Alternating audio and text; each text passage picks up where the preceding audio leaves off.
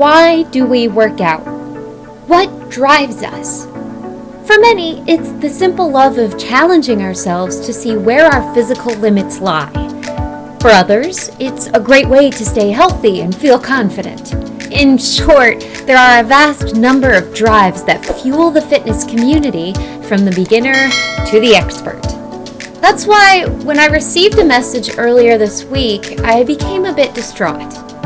The message contained a picture of a medal that read 31 Mile Challenge 2016 finisher across the neck ribbon. The actual medal itself was a huge 2016, followed up by an even larger city silhouette. Further research brought me to the website makeyeshappen.com. At its core, it's much like any fundraising website. Begun in 2012, it acts as a hub for nonprofit and charity fundraising events. Because of this, they take no cut of the money raised, something that sets them apart from places like Kickstarter. As of today, there are quite a few virtual races and in-person races accepting applicants, including the 26.2-mile Race to Oz and the 113.2-mile Pacific Coast Highway Race. Now, initially, my reaction was far from positive. After all, the 31-mile challenge cost participants $100 to enter a race they were not expected to complete within any sort of time limit. All competitors had to do was either manually log their miles, something that could lead to cheating, or have their miles tracked with an approved fitness app. This negative take was all on me though. When I hear about a fitness challenge, I assume that A, it should be free, and B, competing is its own reward. If people want to run 31 miles, what's stopping them? Why pay to do something that could be done anyway? But then I thought on it a bit more. After all, is it really so bad to offer people wanting to run an incentive to run?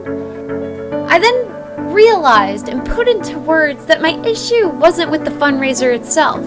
In fact, such a thing is a great, creative way to motivate us to strive for more. And isn't that the whole point of getting fit? Isn't that the whole point of fitness? What bothered me was that there was no caveat attached.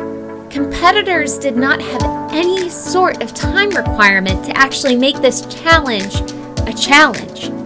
The only restriction was the registration date. And this is the crux of the issue. It was a medal that didn't actually prove a challenge was undertaken. I mean, if we count our everyday steps, we'll reach 31 miles. To make things worse, the 31-mile challenge labeled all entered distances and times as quote-unquote workouts. This alone is extremely misleading, as the term workout does come with its own set of requirements. According to Merriam-Webster, a workout is a period of physical exercise that you do in order to improve your fitness, ability, or performance. If we trace the word back to its etymological origin, we see that it has referred to such a physical challenge since around 1922, meaning its current definition is not something we're just now getting used to.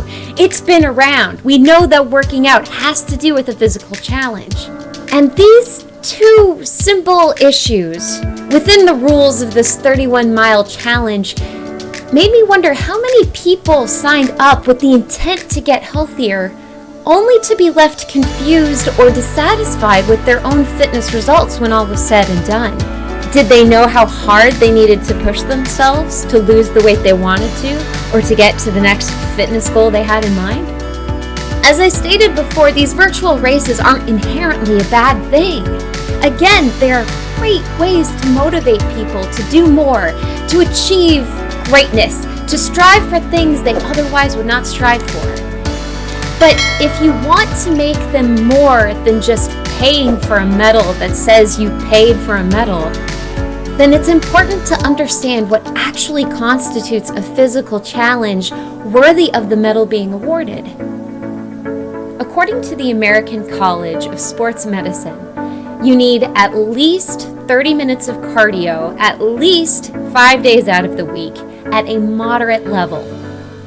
Moderate here means that the workout is perceived as being fairly light to somewhat hard. And I used perceived here because what we see individually as fairly light to somewhat hard is drastically different, and that's okay. But the end result, if you're breathing faster than normal and are sweating, but you can still squeeze out some sentences or maybe a few words, you've hit your jackpot moderate level. Anything less than this, and you won't achieve any lasting health benefits. With that in mind, does it matter how many days it takes to finish the race?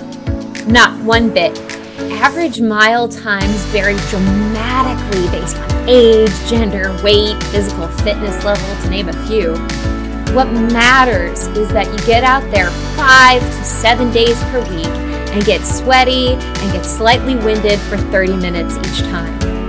Do that, and the medal you earn will represent the pride you feel in having overcome a true challenge. The battle to be better.